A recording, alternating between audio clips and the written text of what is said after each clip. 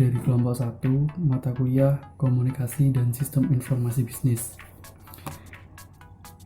Kelompok kami akan membahas tentang Automatic Clearing House, dan kelompok kami beranggotakan 6 orang.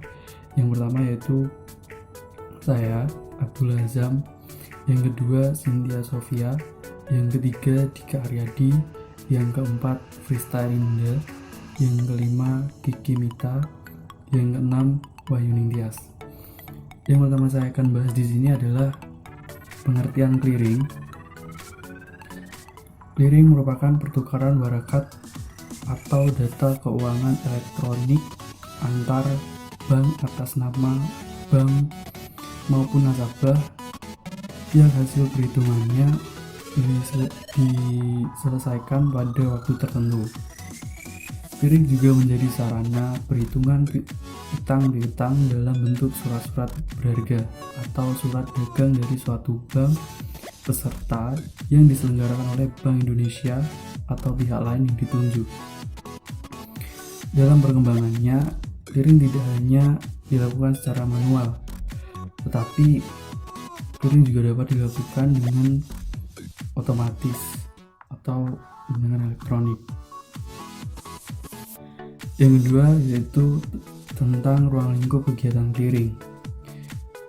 Ruang lingkup kegiatan clearing itu ada dua. Yang pertama adalah melaksanakan kegiatan clearing atas semua transaksi bursa untuk produk ekuitas, derivatif, dan obligasi pada Bursa Efek Indonesia. Yang kedua adalah melaksanakan proses penentuan hak dan kewajiban anggota clearing yang timbul di transaksi bursa. Untuk materi selanjutnya akan dijelaskan oleh teman saya. Terima kasih. Anggota clearing merupakan anggota bursa efek atau pihak lain yang memenuhi persyaratan untuk mendapatkan layanan jasa clearing dan penjaminan penyelesaian transaksi bursa. Hal ini sesuai dengan peraturan lembaga clearing dan peminjaman yang diatur dalam pasal 1 angka 6 Peraturan Otoritas Jasa Keuangan nomor 26/PJOK.04/2014 tentang penjaminan penyelesaian transaksi bursa. Anggota clearing dibagi menjadi dua, yaitu anggota clearing aktif dan anggota clearing pasif. Anggota clearing aktif yaitu anggota clearing yang namanya tercatat sebagai anggota di Bank Indonesia. Sedangkan anggota clearing pasif merupakan anggota clearing yang namanya tidak tercatat di Bank Indonesia, tetapi dilakukan dengan cara menginduk pada cabang pusat bank yang bersangkutan. Syarat-syarat menjadi anggota clearing: yang pertama, telah menjadi anggota bursa efek; yang kedua, menyerahkan saham bursa kepada KPII; yang ketiga, memenuhi kriteria kelayakan risiko berdasarkan penilaian KPII terutama dari risiko kredit; yang keempat, memiliki sistem untuk mendukung operasional dan pengendalian risiko terkait transaksi bursa; yang kelima, telah menandatangani perjanjian pemberian layanan jasa clearing dan penjaminan penyelesaian transaksi bursa dan perjanjian pinjam meminjam efek. Kontribusi awal dana jaminan senilai 5 miliar rupiah kecuali pemegang saham yang mayoritas calon anggota clearing merupakan pihak yang sebelumnya telah menjadi anggota clearing. Yang ketujuh, telah menyetor agunan berupa dana minimum sebesar 1 miliar rupiah. Assalamualaikum warahmatullahi wabarakatuh. Nama saya Dika Aryadi, akan melanjutkan materi berikutnya tentang contoh pembukuan transaksi clearing. Berikut ini contohnya. Di sini ada soal, yaitu Dika adalah nasabah Bank BCA Semarang, menyerahkan cek untuk membayar tagihan midodoknya kepada Yadi, nasabah Bank Bukopin Semarang sebesar 50 juta rupiah. Di sini terdapat dua buah jurnal. Jurnal ini yang membuat adalah bank-bank peserta clearing, di mana dalam contoh soal ini bank-bank tersebut adalah Bank BCA Semarang dan Bank Bukopin Semarang. Bagi Bank BCA yang melakukan pembayaran, dia akan menjurnal debit rekening Giro 3 dan kredit rekening Giro BI sejumlah 50 juta. Artinya apa?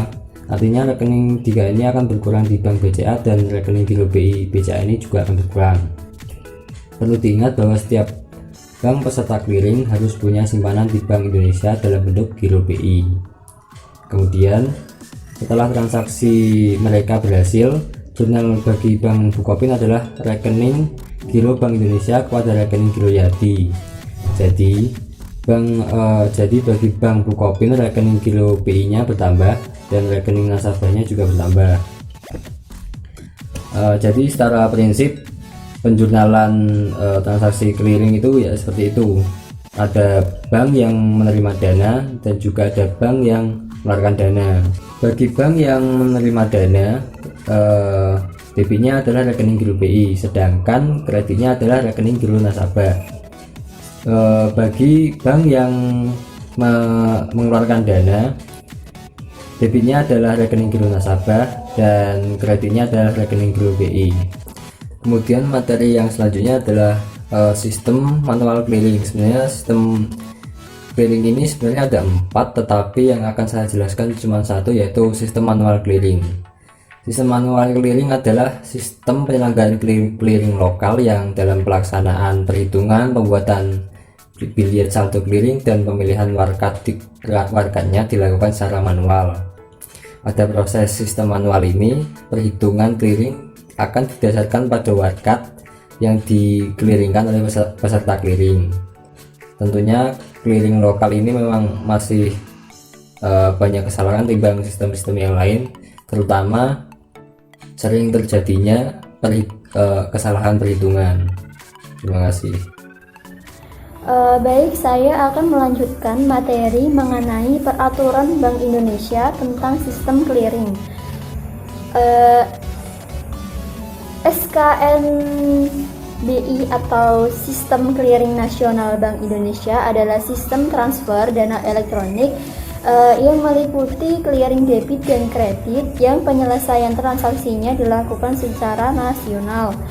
Sejak dioperasikan oleh Bank Indonesia pada tahun 2005, SKNBI ini berperan penting dalam pemrosesan aktivitas transaksi pembayaran, khususnya Retail Value Payment System atau RVPS, atau transaksi yang bernilai kecil, atau retail, yaitu transaksi yang transaksinya itu di bawah 100 juta rupiah. Penyelenggaraan clearing oleh BI ini diatur dalam Peraturan Bank Indonesia nomor 7/18/PBI/2005 pada tanggal 22 Juli 2005 tentang sistem clearing, kemudian diubah dengan peraturan yang baru, yaitu Peraturan Bank Indonesia nomor 12/5/PBI/2010 tanggal 12 Maret 2010 atau PBI SKNBI.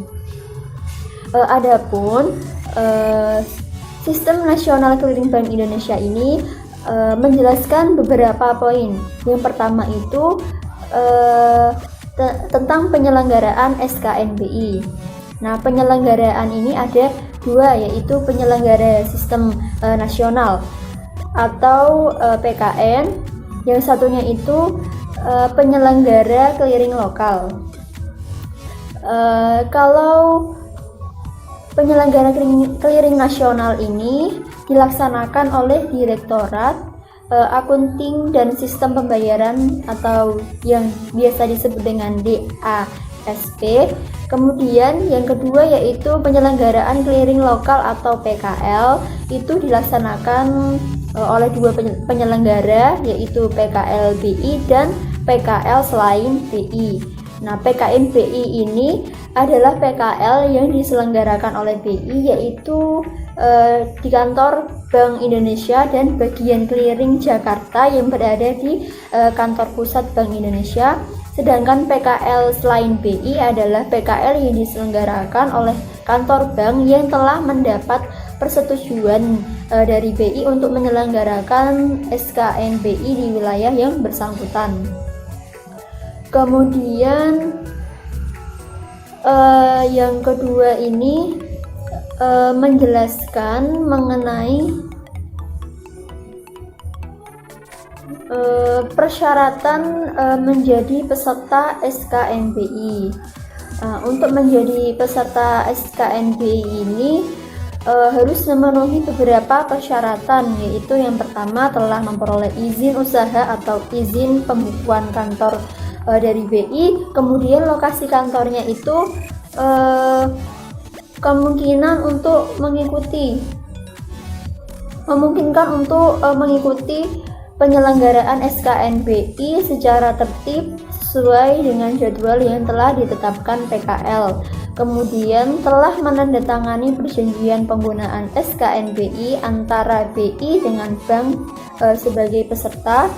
Kemudian persyaratan yang lainnya yaitu kantor bank yang akan menjadi peserta menyediakan perangkat clearing antara lain meliputi perangkat TPK dan jaringan komunikasi data baik utama maupun yang backup.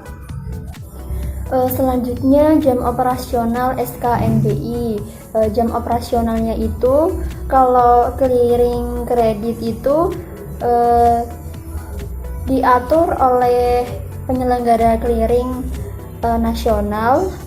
Kemudian kegiatan operasionalnya itu dimulai pukul 8.15 sampai pukul 15.30 WIB. Sedangkan clearing debit itu jam operasionalnya itu ditetapkan secara lokal per wilayah clearing oleh penyelenggara clearing lokal. Sedangkan batas waktu operasionalnya itu yaitu pada pukul 15.30 WIB. Selanjutnya yaitu mengenai biaya SKNBI. Nah, biaya SKNBI ini antara biaya clearing debit maupun clearing kredit itu sebesar Rp1.000 per DKE atau data keuangan elektronik. Biaya proses penilaian warkat debit adalah sebesar Rp500 per lembar warkat, sedangkan sanksi kewajiban pembayaran atas cek atau biliet giro yang ditolak melalui clearing pengembalian dengan alasan tertentu sebesar Rp100.000 per lembar warkat atau data clearing elektronik. Dan peraturan yang terakhir yaitu mengenai manajemen risiko. Nah, mengapa perlu diatur mengenai manajemen risiko? Penyelenggaraan SKNBI ini kan tidak luput dari kemungkinan terjadi kesalahan gagal bayar. Nah, dalam rangka untuk mencegah terjadinya gagal bayar ini pada saat settlement clearing dari peserta SKNBI, Bank Indonesia itu mewajibkan peserta untuk menyediakan dana dengan jumlah tertentu pada setiap awal hari sebelum kegiatan clearing kredit dan clearing debit ini dimulai atau dikenal dengan istilah minimum pre-fund. Penyediaan minimum pre-fund pada clearing debit itu dapat berupa cash maupun kolateral atau surat berharga. Sedangkan penyediaan minimum pre-fund pada clearing kredit ini hanya dapat berupa cash, seperti itu. Setelah membahas mengenai clearing secara manual, nah giliran saya untuk menjelaskan mengenai clearing otomatis. Nah, clearing otomatis ini adalah terjadinya pertukaran data secara elektronik melalui pemrosesan dengan mesin dalam bentuk standar yang telah diformat terlebih dahulu. Nah, dipergunakannya elektronik ini artinya itu setiap media yang dapat dibaca dan diproses dengan mesin. Nah, selain itu, pemrosesan elektronik ini juga melibatkan pengiriman media penyimpanan data komputer seperti pita rekam, kemudian disket atau media yang lainnya. Nah, media ini merupakan media utama untuk transaksi clearing secara otomatis atau yang dikenal dengan Automated Clearing House. Kemudian, dalam pemrosesan data elektronik ini, mesin akan membaca Magnetic Ink Character Recognition atau MICR pada setiap lembar cek nasabah. Kemudian MICR ini akan dibaca oleh mesin dalam transaksi clearing otomatis yang akan memberikan informasi tentang nama bank, kemudian nama cabang, kemudian nomor bank yang bersangkutan, dan per check digit atau untuk tujuan error control. Nah, selanjutnya untuk lebih dalam mengenai clearing otomatis akan dijelaskan oleh teman saya selanjutnya. Saya Kiki Mita Irmayasari akan melanjutkan presentasi mengenai jenis dan fungsi clearing otomatis. Jenis clearing otomatis ini dibedakan menjadi dua, yaitu ada transaksi lokal dan transaksi antar daerah. Yang pertama itu ada transaksi lokal atau intraregional. Bank penarik mempersiapkan seluruh warkat untuk dikirim ke bank tertarik. Di sini bank penarik itu untuk memeriksa kelengkapan data, terus memeriksa kebenaran cek, kemudian membedakan transaksi tersebut berasal dari bank itu sendiri. Kemudian menyampaikan data kepada lembaga clearing. Nah, yang kedua ini ada transaksi antar daerah atau interregional. Bank penarik akan menyampaikan transaksinya kepada pusat pengolahan data di lembaga clearing lokal. Nah, transaksi-transaksinya itu kemudian disortir dan kemudian volume data yang besar ini dijadikan ringkasan arsip. Ke lokasi-lokasi lainnya untuk kemudian diproses lebih lanjut. Nah, apa sih fungsi clearing otomatis? Fungsi clearing otomatis itu untuk mempermudah cara pembayaran dalam upaya memperlancar transaksi perekonomian dengan perantara perbankan. Nah, perbankan ini bank peserta clearing dan Bank Indonesia yang bertindak sebagai penyelenggara clearing. Selanjutnya ada peranan clearing otomatis. Dengan adanya clearing otomatis diharapkan penggunaan data secara elektronik di masyarakat dapat semakin meningkat simpanannya, sehingga otomatis dapat meningkatkan simpanan dana yang dipergunakan oleh bank untuk membiayai sektor-sektor produktif di masyarakat. Nah, BI mengeluarkan sistem clearing elektronik. Clearing lokal secara elektronik atau disebut juga dengan clearing elektronik ini diselenggarakan dengan perhitungan dan pembuatan bilet saldo clearing didasarkan pada data keuangan elektronik. Selain itu juga disertai dengan penyampaian warkat peserta kepada penyelenggara untuk diteruskan kepada peserta penerima. Kemudian ada ruang lingkup clearing otomatis. Perhitungan dan pembuatan bilet saldo clearing didasarkan pada data keuangan elektronik, disertai dengan penyampaian warkat peserta kepada penyelenggara untuk diteruskan kepada peserta penerima. Nah, transaksi yang dapat diproses melalui sistem clearing meliputi transfer debit dan kredit. Nah, kedua, disertai dengan pertukaran fisik warkat, baik warkat debit itu maksudnya ada cek, debit giron atau debit dan lain-lain, maupun warkat kredit. Nah, pada transfer kredit, nilai transaksi yang dapat diproses melalui clearing dibatasi di bawah 100 juta rupiah.